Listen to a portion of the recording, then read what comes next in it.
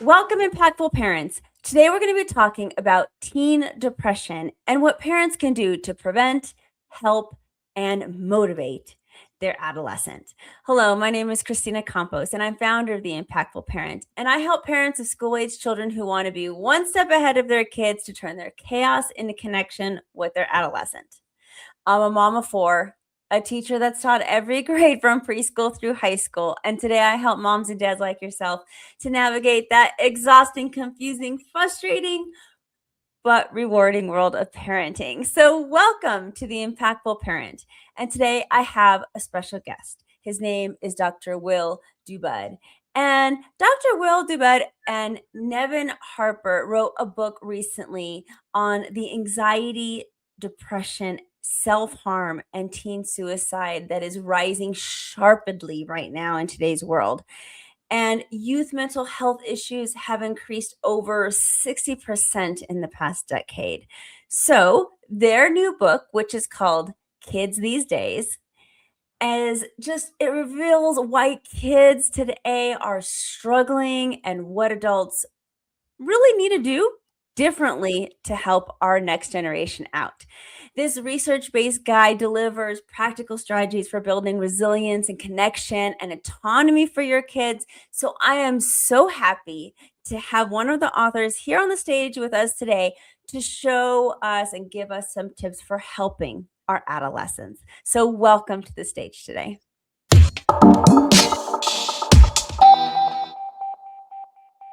Thank you so much for having me. That was such a wonderful introduction, and yeah, I'm really excited to be here. Well, we're going to start with the big picture first.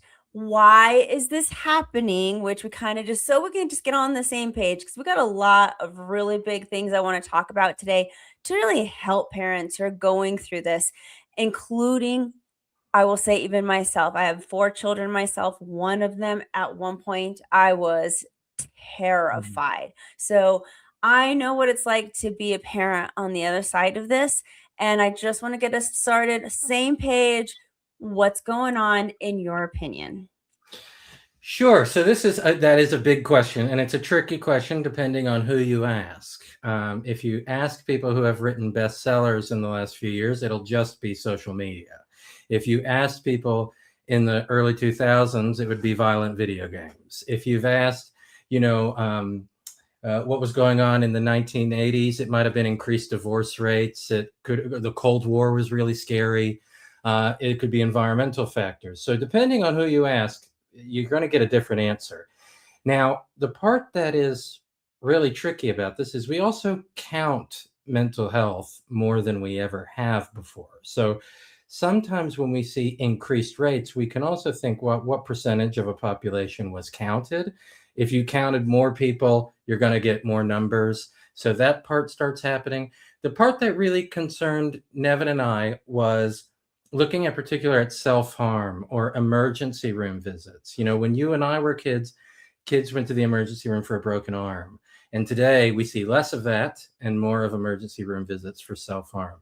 So we have had this increase in about 2010, 2012 in the United States. It's not that the same increase isn't there in other countries as much, even though youth mental health is a concern in basically every country in the Western world. So when it comes to what's going on, I think there's something drastically simple here. When you look at rates of youth anxiety from the 1950s, by the 80s, the average teenager in the 1980s would have been hospitalized for their anxiety in the 1950s. So something has changed. I think as adults, we're too busy. We're spending too much time in schools worrying about the curriculum, standardized testing. When you interview youth, academic pressure is their leading cause of stress in their lives. And what happens is we're overworked, we're busier, we're more stressed. And as we're more stressed, I think social connection starts to go down and starts disappearing. And so I think we have a huge youth engagement problem. And that starts with connection first. But like with all these sort of, when we get into panic mode, we want quick fixes. We want, okay, now we have to ban social media, but are we still going to do the connection work with kids that they need, regardless of if phones are here or not? So I think we have a connection problem. And I think that's the easiest place to start and prevent, like you said when you introduced me. Now, in your book, you talk a little bit about this thing called like the safety trap. Mm. So, in your research, you mentioned that we are the most protective generation of parents in history, and yet our kids are the most miserable. Yes. So, where did we go wrong in our definition of keeping kids safe then? Well, I can tell you, and if you're someone who decides to pick up kids these days, we take a lot of swings at people in power. I'm not one to judge parents because all parents are, for the most part, doing their best. Same thing as I'll take a lot of swings at the schooling system, but being a teacher is the most important job besides parenting. So even if you're a rocket scientist, you need to have a teacher at some point to get you there. So we're going to take some critical swings here. Over the weekend, my partner and I, we went out and we were at this farmer's market and there's an ice cream stand. And I was just watching this father with two kids, and it was, which flavor do you want? There's chocolate, there's mint. You can have it in a cone, you can have it in a cup. And I was sitting there going, oh my gosh, just buy some ice cream already. And then the family walked past me and they're having fun. It was a sunny day in Australia and they're having fun. And as they walked past this plant, he said, watch out for that plant. And I thought to myself, what's the plant gonna do? Maybe the ice cream falls, maybe it doesn't. And these were like maybe 8 to 10 years old, two girls. So sometimes what has happened is we are the safest we've ever been. And like even when we think of kids, teen pregnancy is down, teen smoking is down. Kids today volunteer more than other generations ever have. But there's a whole lot of instruction and there's a whole lot of make sure you don't worry about this. And what something that happens with risk, and I'm glad you brought up the safety trap because my co-author Nevin spoke with a risky play researcher just the other day, and I was watching their interview together, and she's in one of the chapters of the book. We see this sometimes, like if a kid's climbing a tree, and the parent, concerned, yes, for sure, right? The concerned parent might say, be careful up there. Right then, your kid who is concentrating on climbing a tree is now taken out of that experience. So we've brought them back to have to worry about the adult's anxiety and not the actual risky thing that they're doing. Same thing with learning to chop an onion. No, don't do it that way. You've distracted the child who's learning how to do something that feels risky. So one of the things that happens is there's this this opposite pattern where we're getting safer than ever, but we're more worried about things than ever. And the more worried the adult is, the more it can scare young people into participating, into taking what we'd all consider like healthy risks, like go ask someone out on a date. And then they say, what if they say no? Well, what if they say yes? That's a risk. So we've started to treat risk as the R word, like we can't go there. Don't do that. I mean, where I come from in Maryland, the county that I grew up in banned tag on the playground.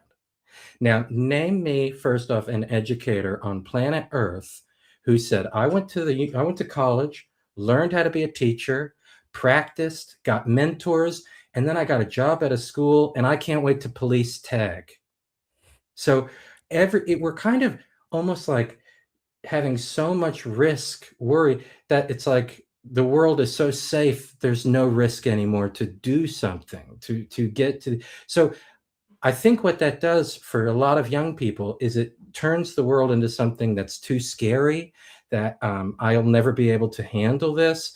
And then that's the trap, is that as the world's getting safer, we're also simultaneously more anxious than ever before.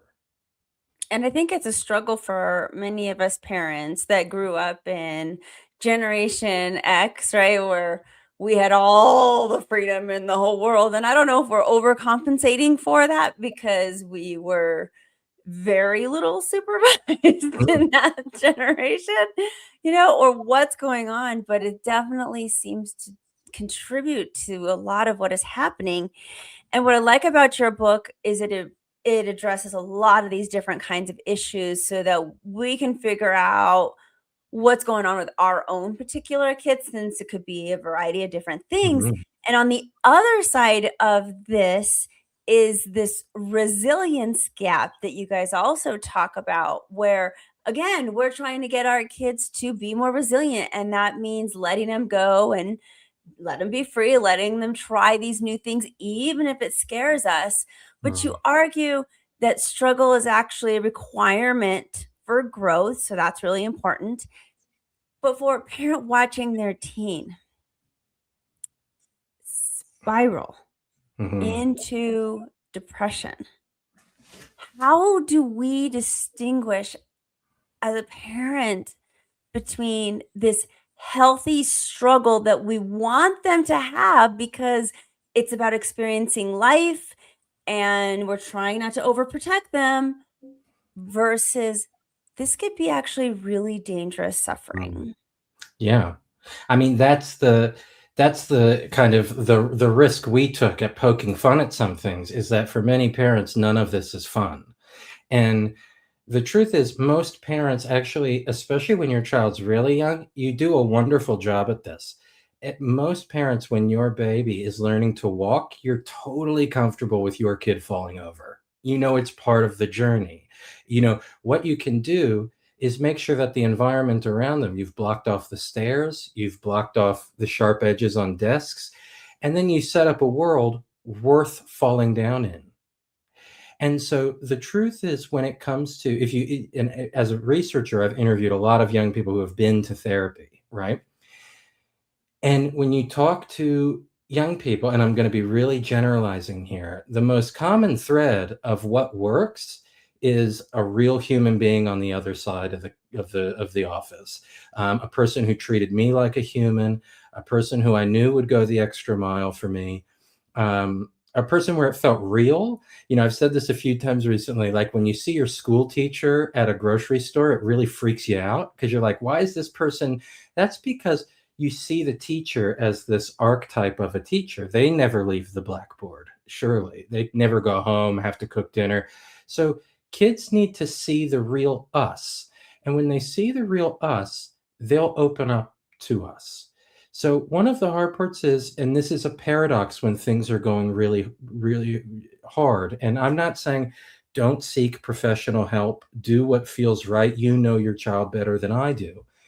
The thing that is also really hard is the prevention paradox, that if you're with someone who's really struggling, we want to fix things, we want to tinker, we want to help, and a lot of times that actually pushes people away. Kind of like if you're out at like at a party and someone tries to pick you up and it's too much, you're just like, I'm running away from this person. So sometimes it's not that helping is bad, but sometimes if the relationship isn't there, and this is the hardest part for parents of teens, we have to go back to relationship every time, back to connection every single time. And that is actually what gives your kid the safe place to, and brave space to explore these feelings. So the trickiest part is when to seek help or not is an impossible question to answer. But also, we don't want to overcomplicate the helping. So if we're going and medication is on the table, just be mindful that the longer you take medication and it doesn't work, that's not good. That's not me saying medication doesn't work. It's just that if it works, that's great. So we want to monitor things that are heading in the right direction as much as things that are going in the wrong direction. And I want to say a bit of a piece on this, and I'll make this story really short. But sometimes if you're with your partner, like with my wife Renee, and we've had an argument about something, it's easy to sit there and go, how, I can't believe we had this argument. Everything's bad, is, all these things. And then I'm just sitting there thinking about how difficult this scenario is, this and that. But meanwhile, what if we're just sitting on the couch watching TV? Like, this moment is awesome. I'm sitting with my best friend in the universe.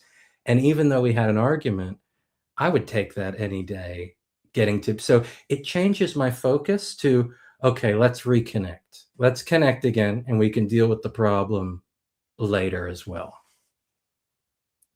I love that it's about connection so much, and we talk about that a lot here on this podcast, like connection, connection, connection, and that's the whole point of why we're here and what so many of our parents are listening for.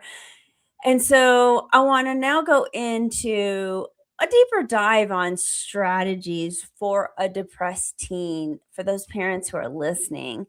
Now, there are many parents of depressed teens that feel that their child is stuck. And I mean, again, I've been there. It's so frustrating and just this helpless feeling that your child is stuck, whether they're stuck on the couch, stuck on their phone, stuck in their Mhm. room.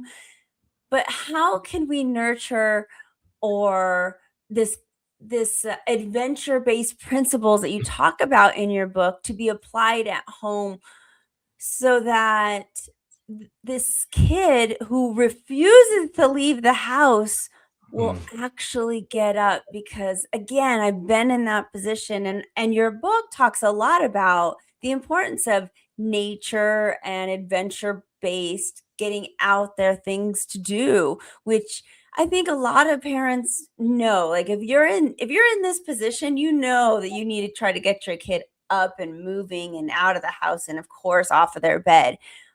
But when they're hunkering down, Mm. it is the most helpless feeling because they're not they're not little people anymore that you can just like Mm. grab and pick up off the But ground. the So, yeah. what do you say to a parent like that who's listening right now? So, yeah, Nevin and I both, we met because of our outdoor therapy work. So we've been fortunate to work in a lot of places in the outdoors with people. And I think one thing that has happened I think the mental health world has messed this up. I think sometimes the education, the schooling system has messed us up, where we end up looking for, you know, what the fix is. And usually, what the experts will tell you is a very overcomplicated thing to do that seems daunting to parents. We have to go outside because it will make you feel better. Now, young people that are stuck aren't interested. Being stuck is what makes you feel better. So we want to start really small. And as an educator, you'll know this, like with what John Dewey wrote about, like scaffolding. Start really small with things. Play a game of cards. Send a funny meme on the phone. And these little moments are not incidental. And so the therapy that I was trained in, I would be very interested when I'm sitting, let's say, with a young person that's self-harming. I might ask the question, when was the last time you had the urge to self-harm but didn't? Because I could spend my whole session talking about how bad self-harm is, how you're scaring your parents, you're doing this. And we're not at all talking about what's behind the scenes. And have you ever had control over this before? So we want to, even though we're very worried about the child, we also want to notice when things positive are happening. For a child experiencing a big time depression, what they're internalizing all the time is that this world sucks, it's not for me, and nothing good ever happens. And what's the point of doing any of this? So even when something, and many of us have seen this with our own kids, even when something good happens, we start going, but didn't you notice this? Like last weekend, we all had a dinner together and it was really fun. And you can't convince people to make meaning of the world, but you can ask really good questions. Like when that good event is happening, wow, why do you think that was so fun? And then they can start bringing in meaning of the fun they had. So this is one of the silly things about the therapy world is every ability to solve your problem has to come from the therapist or what technique they used or what medication you took. So inherently, the child is treated as this passive, not important to the intervention. If someone came to amputate my thumb, it shouldn't matter what my thumb is. They just cut it off and they say, did the surgeon do a good job? But in mental health world, we want to think of our kid as the active participant. So the questions we ask our child I want them to start seeing what they're capable of. And so we know teenagers, they can read a technique faster than anybody else. So if we said to a teenager, "Don't you know how capable you are?" They're going to say yes or no. No answer to the question. But if we said, "How were you able to do that?" What does that say about you as a friend, as a family member? And what we want is for them to start internalizing mastery, right? So look around for, even if there's video games and video games scare adults, how does your young person, your child, get better at that? What skill is that they can bring in? If they play music, what keeps you going with playing music? These kind of questions can help young people to see the world just a little bit differently. And so I've been doing this deep dive into some old American philosophy, but it's like there's one way to see it, and usually we're really certain about it, but there's also a world full of maybes. And so if you can have a time when your young person can just see something a little bit different, then you have an opportunity to engage in that. So it's hard to say there's a perfect answer, but the outdoors is a fun way because usually both of you, even if you're on a hike and outside, both of you are on equal footing. If a mountain lion comes out, it's coming for either one of you. It doesn't care that you're the parent, that's the kid. If it rains on both of you. It's a great opportunity to give young people something to imitate. They get to watch how you deal with the outside world. So it is hard to get that first step into action, but when you do, and I know I'm rambling here, so let me tell a quick story about this in the therapy world. There's research about this that Sigmund Freud, even over 100 years ago, called it a flight to health. That people, when they even book their first appointment, things start getting better. The issue is they're not paying attention to it. So they've done something. So usually, like, let's say you've managed to say to your child, "I think we need to go to see somebody." And they say, "Fine." This is when it starts. Don't wait for the expert. It starts right then. That's when you start noticing what's already going in the right direction, what has gotten better. And I'm telling you, with every kid, you will see really tiny acts of kindness all the time that all of us in our day-to-day life miss. And then when you start seeing those, it'll change the way you treat your child. And then the whole family system and dynamic can change.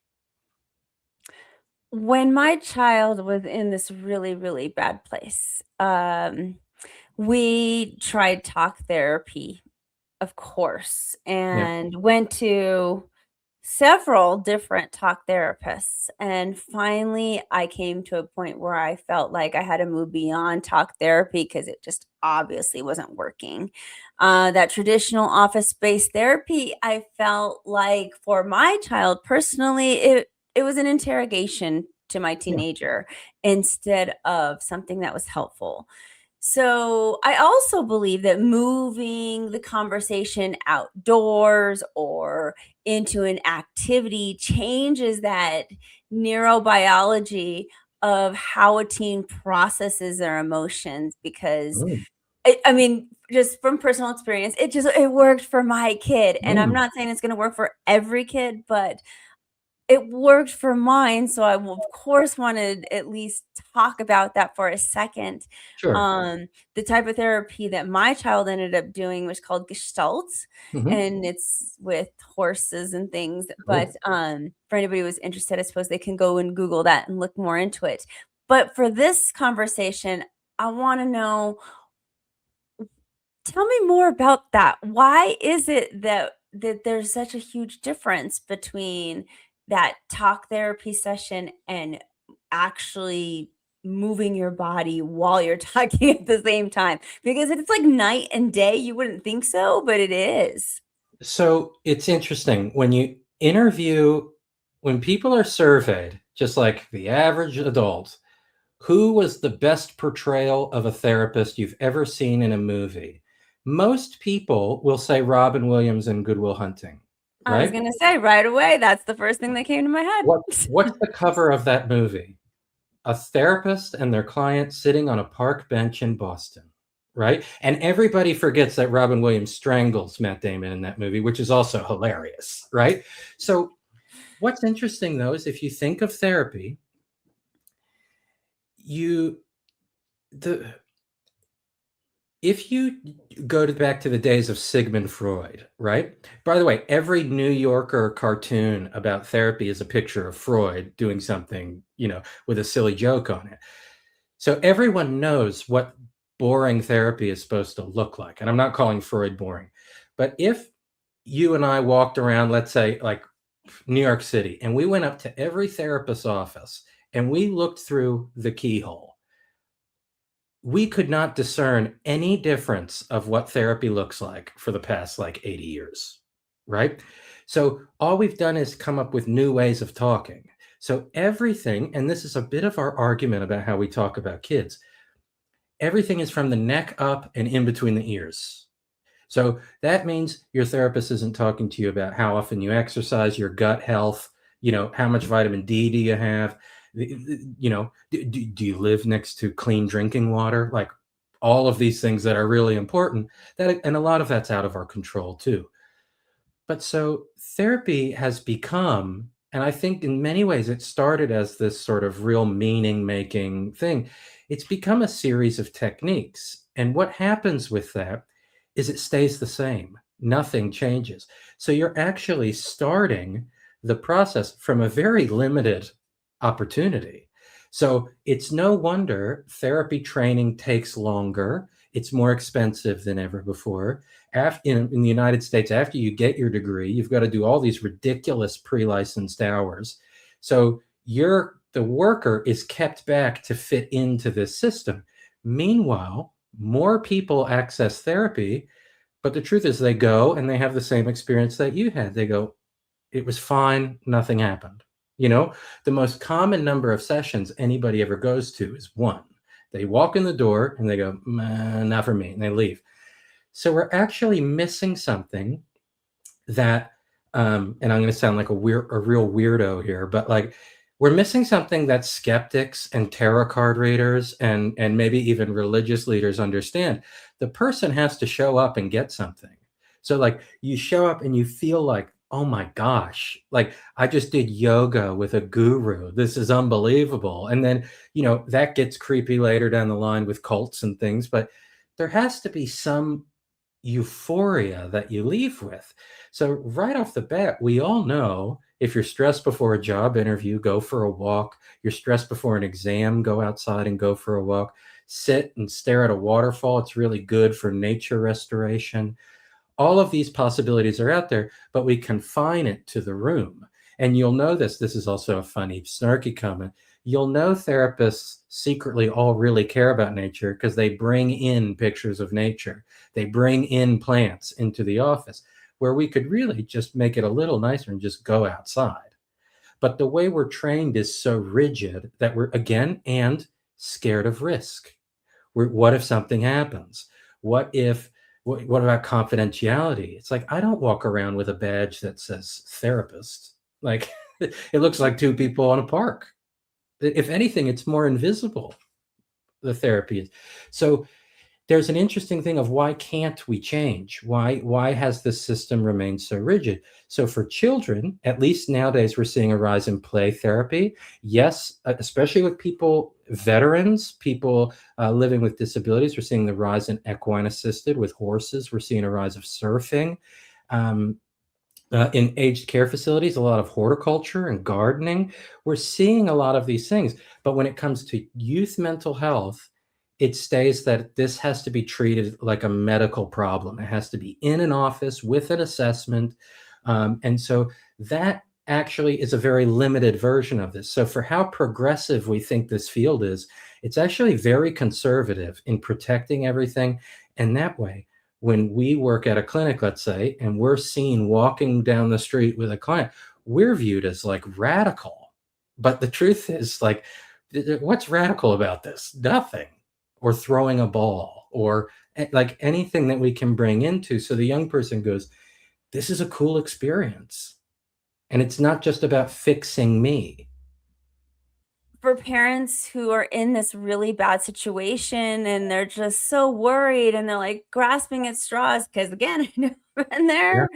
And like, what can I do? What can I do? I wanted to present this. Don't forget to look at different types of therapy because honestly, it really Yeah. could make a difference, and or at least it did for me. Now, one more question when it comes back to these parents who are looking for anything to help them in this bad spot. Um, Depression for teens often feels like just a loss of control and agency. They just feel helpless, and then that helplessness turns to hopelessness. Mhm. So, what are some specific ways that a parent can hand back this appropriate agency or risk or autonomy back to the teen so they have their power back by some sense, so it makes them feel like they have some control over their life? So it's tricky to say what parents can do in the sense of giving like specific advice because and I think if you pick up kids these days, the second chapter about connection is is really it's probably the most advice-full filled chapter. And so I'm going to sound again, this might be a bit overly philosophical. But when we go to the ballot box for an election and we go and we tick a box, or there's some people that say, who cares? Nothing changes, whatever. Um, it's actually quite an empowering thing. That's why we love our right to vote. It's a very big deal to have a right to vote. But democracy doesn't end there. It ends in, is this world worth cleaning up and participating in? So, right off the bat, if you see your child doing something that they like to participate in, see if you can do it with them. Participate in what's meaningful to them. In philosophy, we talk about like, is this world worth living in? Is life worth living in general? And the truth is, it is what William James said. Really the father of psychology in America is depends on the liver. So we want to find out what makes their life worth living and why they're still here. And then we can do more of that. So, for instance, the reason when we look at big studies about the treatment of depression, the reason things like dance, yoga, exercise, the reason those things are more effective than medications and talk therapy is because the person's doing them. They're doing more of what works. So we never want to, and I guess this is another weird thing about therapy. I kind of don't believe therapy changes people. I certainly have worked with thousands of kids. I don't have that superpower. I can't say, voila, do this. But therapy can help people orient their thinking. And so when people know what they're good at, like I'm good at sitting by myself and writing things, and I think I have pretty okay interpersonal skills. So I can do the therapy work, I can be an okay teacher, and at night I can sit and write these ideas. So my job working at a university is the perfect job for me. So I don't know if I changed, right? Like what did I just kind of pointed at. So many kids who are struggling are deep thinkers. They're thinking very deeply about the world. They're also really good at saying, what's the point? And we can actually listen with them and go, well, yeah, totally. I barely passed high school. I had a doctorate right around 32 years old or something. Like, I was like, this sucks. This is kind of cool. So people don't really change that much. But when they change, and I don't mean change your thinking like stop being miserable, but if you change the orientation of it, it changes things. So sometimes for parents, I'll ask them, I'll say, parents will call me and say, you're some expert. Can you work with my kid? And I go, sure, but why me? And they'll say, well, you've written books. And I go, there's a lot of assholes who have written books, you know? And there's a lot of therapy people who have written books that probably haven't seen a client in 40 years, right? And I'm going, okay, once again, why me? And then I say, I'll do it. But before I do it, I need a list of 10 things you don't want me to change about your child. And what will happen is parents will start to preserve those things. And so if we're on the sidelines of the therapy process as a parent, one of the things that happens is we also sit around waiting for it to fail. I knew this wouldn't work. So just like being in an argument with your partner, I knew this would happen again. It's like, no, you didn't. But we're waiting for the way we see the world to be proven in front of us. So if you just shift your perspective, you'll be surprised, and then we'll be more open to things. Then you'll, like, I have a friend, a trauma expert here in Australia, had a session with this child, a kid in child protection, growing up in some of the most horrific abuse, and they went on a walk, and the kid was saying, I don't want to do this. The government people are telling me this. And he goes, yeah, that's okay. We'll just go on this walk if you don't want to do it again. And randomly, a goat walked out. And it was hilarious. Just a goat in the middle of the woods in Australia. And they built this really big joke talking about goats. And so when we just open up a little bit, we'll see more things. And that's exhausting when we're already busy. Sort of like going to another country that counts money in a different currency. It's hard to go, wait, how much money is this? How do I say it? How do I order it? That's new stuff. But new stuff reorients you back to the old stuff. So to get out of a rut, we sometimes have to go just do something different, just go outside, move the house around, wear a different outfit, change the little habits, and you'll start seeing the world a bit differently. Someone said this to me in an interview about the book, and they said, one of the things I started doing was when I brush my teeth in the morning, I just did it standing on one leg, and it just changed how the day went. Instead of, oh, here I go again, same old thing, because the human body is trying to keep us in one place. That's safety. The issue is when we're miserable and trying to protect our misery, we get stuck. So little things can lead to really big differences. I have a very controversial question for you Yes. because so many parents are going to blame that depression on smartphones, right? And Mm. we often blame smartphones for teen depression because they seem to be just glued to them and Mhm. there's research and blah, blah, blah. But I'm curious because, in your view, is the phone the cause, Mm. or is it really just the only place left where our kids feel like they have social life? Because it goes back to that we're so protective anymore. We're not letting our kids just run out of the house and play with the neighbors as much as we used to. So we've taken away these physical places. So I was just Yeah. curious on your take on that. So it's interesting when the chapter after our connection chapter, which is called Starving, we interviewed Dr. Martin Brokenleg, a Lakota Sioux man who wrote an amazing book in the 90s called Reclaiming Youth at Risk. And he said, we all think we've got these devices and we're so connected. And he goes, but children are starving for connection. So we called the chapter Starving. And then we spoke to Dr. Mari Swingle. She's a neurotherapist in Canada. She wrote a book called iMinds in the early 2010s about how this is impacting our brain waves, how this is impacting childhood. And when we told her that Martin told us about starving, she said, well, that's why they're gorging. So think about, I sit in university meetings, and I'm going to sound like ivory tower university meeting. I sit in these faculty meetings. Everybody's complaining.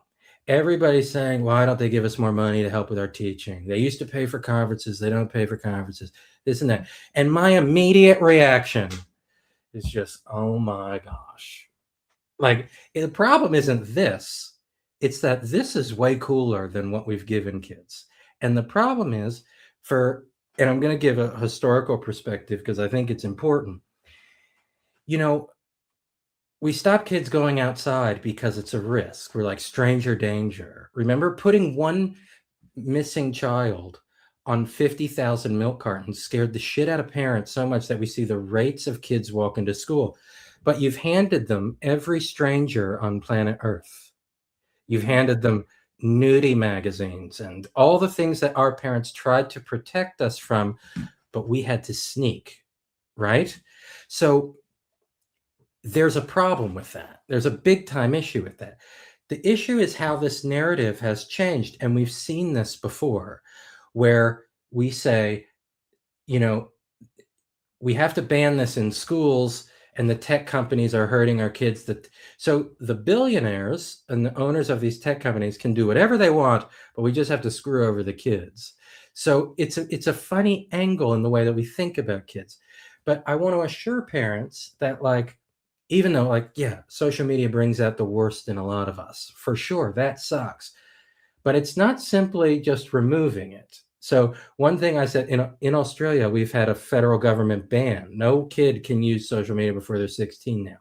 How it's going to work, nobody knows. Is it going to work? No one knows. The federal government wrote this legislation in 9 days. Federal government did something in 9 days, right? And so I get interviewed on Australian news a lot about this, and I keep saying the same thing.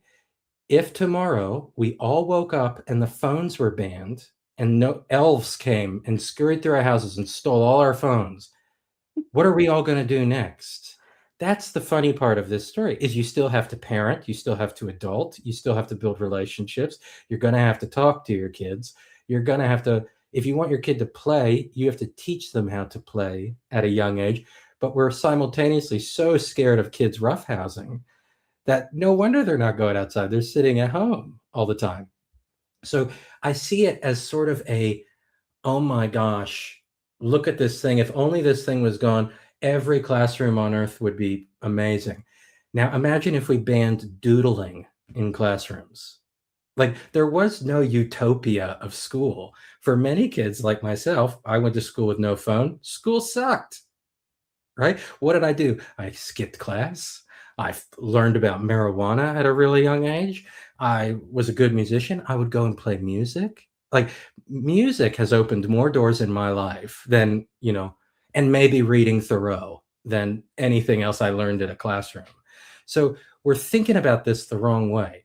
And to really get you chuckling is New York City in the early 1940s was concerned about youth crime, and they banned pinball for 30 years. Okay. Pinball, huh? Pinball. And they have pictures. You can Google pinball ban, pictures of the mayor breaking pinball machines with a sledgehammer. Like, we're going to save the kids. They called it pinball addiction. And so, and same thing with violent video games, right? Like, I'm not interested in violent video games. I talked with my kids about violent video games. When we were really scared about violent video games, we were also scared with youth crime. Now, the thing is, video games have only gotten more violent and there's more of them, and we're not scared of it anymore. So we give them to the kids, let them all play online, all these violent video games. Youth crime is dreadfully low. So the story of crime and violent video games doesn't pan out over time. So the story of social media and mental health, probably in 10 years, we'll laugh about this. We'll think this is ridiculous.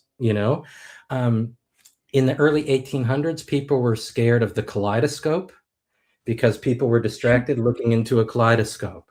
So this is a very human thing that we're doing. The issue is, it also, and I'm not being, if you're someone who doesn't want social media in your house, that's your right. Go for it. We withheld funds from our kids as long as it was practically made sense.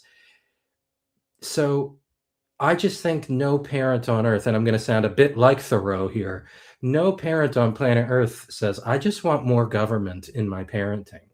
And so this outsourcing the parenting to somebody else typically doesn't solve the problem. Parenting kids, and especially teenagers, is really hard, and it's easy to scapegoat anything to say why that's hard. I know my kids, like, they were straight A students, like they were huge nerds in high school, like, and still pains in the ass. I'm just like, why is this hard? You're like at school and you're the school captain. and you're still talking back and annoying. Like, some of that though is what's amazing about our kid. So my co-author Nevin said a lot of the things that annoy us about our kids, if we paused for 5 seconds and thought about this behavior, what's the behavior, but from a 30-year-old, we would go, oh my gosh, this is going to be your superpower. So my superpower, calling bullshit and seeing social justice. And, the reason Paris Hilton endorsed our book, I've called out so many people hurting kids in the name of therapy. And I'm like, look at this thing that is just me being obnoxious, speaking my mind. And now I have this door that opens. So using your strengths that you already have is way more important than changing them. So I look at social media, I go, we're missing the whole kid, the whole story. Where is the whole child? It's the same thing as like, overprotection. Like, yes, this is part of a problem, but there's also, most kids get on with life. Why? Because they're wonderful and amazing, and they do amazing things. I love that. And that leads me to the first step that many parents need to make. So now we've heard this. It may not just be all about the phone, it may be not, about the particular type of talk therapy. So if a parent is listening to this and their teen is currently in this dark place, I'd like to know from you, what is one adventure-based micro habit, something small that a parent can implement today or this week that can introduce this start of breaking that cycle of isolation? What would be the one thing you could tell them? So I did this thing one year, with I guess Lucas would have been maybe 15, so 8 years ago or something. And I was just on social media and I saw it was like national, like, beer can appreciation day, right? Something ridiculous. National apricot day. And I said, Lucas, what if one year on social media we tried to celebrate every day? So you can just go online and Google what's the national holiday today. There's usually like 15 of them a day. And you can ask your kid or not. Like, just go, we're celebrating, like, there's National Treasure and Antique Day. So we FaceTimed my mother and called her an antique and made fun of her and stuff. Um, uh, um, National Go to the Beach Day.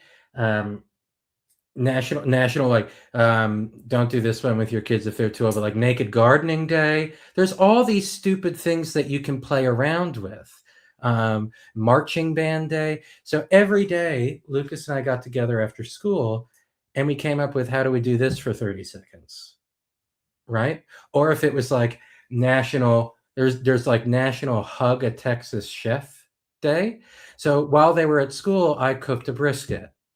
And so I was like, so having fun and not making it about solving the problem, right? This is another interesting thing, from talking to a lot of kids and the way I was trained in therapy. Sometimes the way the problems are solved have nothing to do with how the problem arose, right? So sometimes we can change the environment. We can interact with a horse. Horses had nothing to do with what caused so much angst and difficulty at home, but they can be in and out. So the more kind of little things you do together, you create a buffet of opportunities, and then you can do more of them. So Lucas and I, at the end of the year, I think we did like 250 days or something. Like, we did put a pretty good effort in. And we had a video of all these little social media videos that we could put together and look at how much fun we had the whole day. Where the truth is, what were we doing most of the days? I was working, I was writing a PhD, I was doing really boring things, and then he was in high school. And so little things like that shake up stuff. So you can celebrate every day. Geocaching is really fun because you can go out and try to find things and search for stuff. Just little things like that. I think they shake up the shake up the patterns that we fall into. Um, so I think there's a lot of different little things like that those are things that I think about. But like even simply family dinners, like if you want to do something that's really preventative, like dinner 3 times a week together, have a conversation. We wrote about this in the book that I had a friend who was in the army, did 2 tours of Iraq. When he left the army, I said, come live with me, we'll do outdoor therapy stuff together, it's so fun. So he came and stayed with us, and his view on gun ownership was very different to mine, and we all talked about it at the table. And our kids, I think it's 12 years later, they still talk about those conversations of seeing adults disagree with each other. And so I think that you're giving kids stuff to imitate, and they're learning how people can debate and see the world different ways, all of this sort of stuff. So little things like that, I think, can become stories that kids tell themselves later in life that can stick with them. What I hear you saying is that we got to create something that we're going to do with our kids that has nothing actually related to the problem, just Yeah. something new, one little thing this week that we can do with them, and hopefully make that into a small routine. And then when that's a small routine, maybe we'll add another little small routine.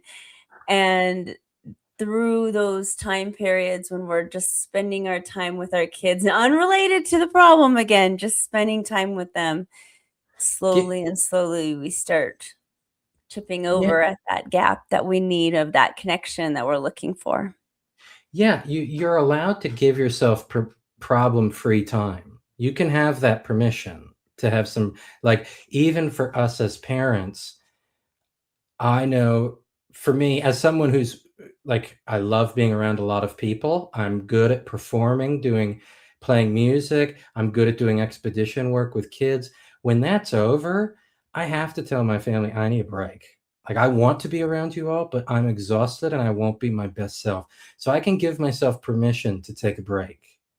Um, and so you can also say to your kid, we're going to have a problem-free half an hour now and see what happens.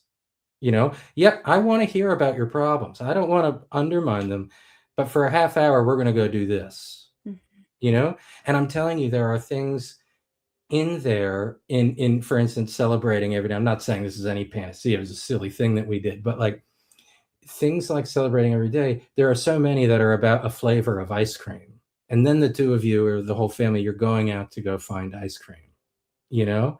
Yeah. Um, and so I also think something is, and maybe this is in the overprotection world, or maybe because I've, camped all around the world with young people for the past 20 something years, that when kids want to talk about things and they want to talk about the world, and if we withhold a lot of the things that they're hearing about in the world, if we're not talking about our perspective on things, then they don't know what our perspective is. So sometimes if you've had a shitty day at work and your kid comes home from school or this and that, just say, can I ask you for advice?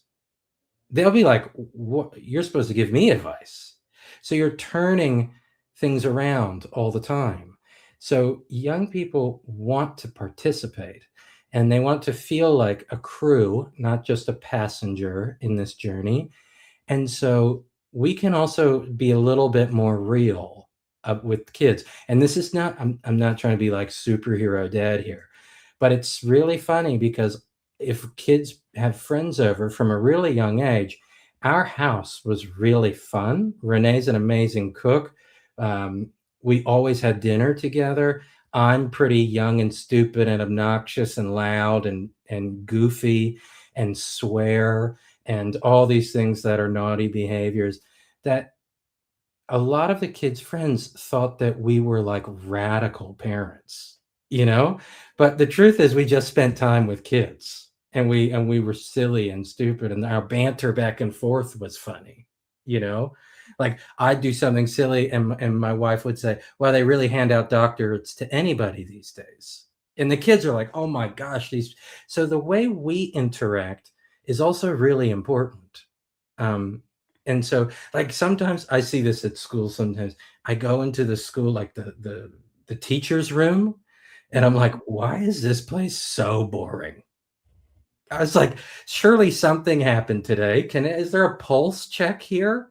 But I know that they're overworked and tired and this and that. But if that room has energy, imagine how that flows out to a school, you Mhm. know? Imagine. And so, like, I think that stuff is really important. And those are all little things that if we start noticing how, and I use the word noticing a lot because I don't want to tell you what to do. I want you to see it and then do it yourself. And then when you do it yourself, you can tell yourself the story about what you changed, you know? It's one thing, buy kids these days, read it, enjoy it, or hate it, or buy The Anxious Generation, which I don't recommend that, but love it or enjoy it, whatever. And if it works for you, great. If it doesn't work, move on to something else. And so I think that those really rattling the system of the house is a really good starting place. And it doesn't have to be done with rules like this is phone free time. You can do that, but it could also be we're going to go do something. And also bring in other adults. One of the best things I did is I grew up playing ice hockey.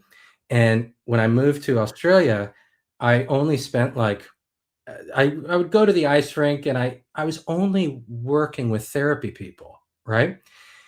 And I said to Renee, I guess I should go play ice hockey. Like all I do is work. And so now I'm interacting with a whole different group of people that don't talk like me. They're, from all different career backgrounds, photographers, DJs, carpenters. When it came time for Bella's 21st birthday, it was right after COVID. Money was tight on everything. That entire team pitched in and we threw one hell of a 21st birthday party. We booked out a venue. My buddy DJ'd. My buddy, professionally photographer. She had a community of all of these people that hardly knew her come in, but she knew who they all were. And she's used to them. If we've had a big hockey party, they're all sleeping on the couch. And like, the vibe is fun, you know? And so I see that as something really important because other adults give parents a bit of a break because they'll Mhm. play with your kids and they won't be as scared about roughhousing. We were in Virginia a few weeks ago with our friend's beautiful 1-year-old. And so, of course, I bought kid hockey sticks, right? And the parents, they were like, Will, this kid is 1. I said, please. And I started playing. She walks up to me. She asks for the stick. I give her the stick. She hits a ball. And I went, done. I was like, I will now have fun with this child. You all take a break because I can play hockey like this for hours, you know? And so other adults will, and we've all seen this too. And because I think there'd be a lot of parents going, other adults come in and they say, why is there a problem? Your kid's wonderful. They have great manners. They're not aggressive. They don't talk back, this and that. That's true. Kids will pick up and put on a really great act, right? But that's also something for you to notice. Look at how respectful my kid is to strangers. That's a great skill to have, you know? So I think there's a lot of things that are simple, and when we're overworked and busy, they're hard to do and hard to notice, but really simple things. We have talked so much about the different parts of this book, and I just want to Mm. reiterate it again for our audience as we wrap up our conversation that it's called Kids These Days. Tell us, where can we find it if we are resonating with what you're saying and we want to read more? So yeah, you can find it anywhere you buy books online, Amazon, Barnes and Noble, those things. If if you have a good local bookstore, you can usually find it on shelves there. Sometimes in a psychology section or a parenting section. I think it goes in different places. And so one of the things I say to a lot of people is when we finish this book, we wanted it to really equip parents equip any adult who's around kids with feeling fired up that, yeah, I can turn this around. And we have this mental health crisis narrative. I get it. But like, that's also a really moral panic narrative. It's a bit fear mongering. There's nothing we can do until, social psychologists ban smartphones, okay. So it's a lot of waiting around, and we wanted people fired up, like, let's go. So if you do decide to buy the book, you can find myself, Nevin Harper. Our names are quite unique, so you can Google and find us on social media or wherever. But also, if you wanted to email me a receipt of the book, we do have a password protected place on kidsthesedaysbook.com, where I took the parenting the parenting techniques and ideas that I was using in my work with kids, that I was using with parents. You can get, I'll give you access to that, and you can have that and give a try with that or whatever. But we're all on social media, and Nevin and I are both pretty open people. So we're just grateful that anybody cares to talk about it. So, and that's been the most fun of having this book come out, is meeting so many new people and seeing that experts were caring that, yeah, we're getting something wrong a little bit in how we're talking about kids today. So yeah, anywhere you find books, reviews are very helpful for everything is an algorithm now, which is so annoying. It's really helpful if you want to get in touch, if any of this did resonate with you, for sure. So, audience, again, Kids These Days, this is going to be another amazing resource for you. I really hope that if you have a teen that's struggling, or maybe you want to just be preventative, which is even better, Yes. go ahead and get this book and try it out, Kids These Days.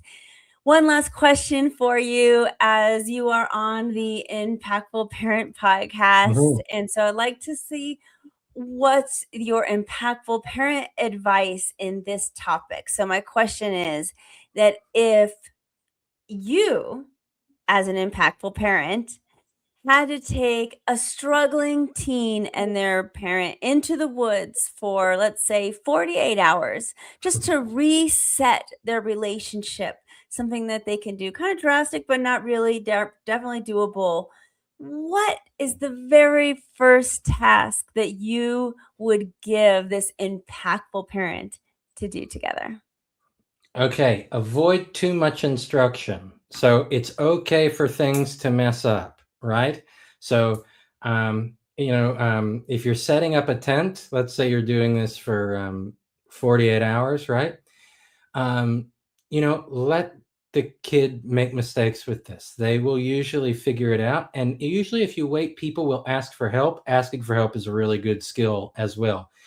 And then when it comes to fire, for the most part, if you're having a campfire, most people behave really well around a campfire, right? So one of the things is allow them to take control of the campfire, right? Usually, for the most part, we don't burn things down. That obviously happens every now and then. But kids are inherently going to put a stick in the fire and hold it up and look at it burning and maybe throw it back down. And we can interfere by going, hey, hold on, hold on, hold on. So make sure you have a safe fire, it's in a contained thing and that sort of stuff. And then let your child play, because you're going to watch something that is more mesmerizing than the smartphone. I can tell you, as someone who has slept, outside camping with young people, whether they're coming out of jail, child protection centers, or just referred to me by a school, everyone will sit there and have a conversation. There's a human element to sitting around a fire. It's why camping is really weird when there's no fire around. At least for me, it really weirds me out. So let there be freedom in that experience to play, to do things. Even if you brought another child along for a going away thing, let them go out of sight a little bit. That's okay. So let them play around the fire, and let them cook, let them burn things, let them, not like burn the food, all those sort of things. And so what I see, and this is like when I talk to young people who I worked with, say 10 years ago, what they remember is not what qualification I have. They remember sitting around the fire with other kids and adults that were willing to sit there and engage in stories about the last time you pooped your pants, or what was the worst class you've ever been to, and talking about real funny, goofy things. So we can be silly with kids. That's okay. They'll still respect you as the adult. I'm glad you decided to be here today. Begin your Impactful Parent journey by downloading the Impactful Parent app. The Impactful Parent app is free so that you can carry help, tips, and parenting resources right in your pocket. Discover answers to your parenting questions. Download the free app today. Just go to your phone's app store and discover how you can step up your parenting game and become a more impactful parent. Also, remember that this episode is just one small part of what the Impactful Parent offers. Also available are online courses, parent support groups, coaching services, and of course, the app. So find out more by going to theimpactfulparent.com. But until next time, you got this, parents. I'm just here to help.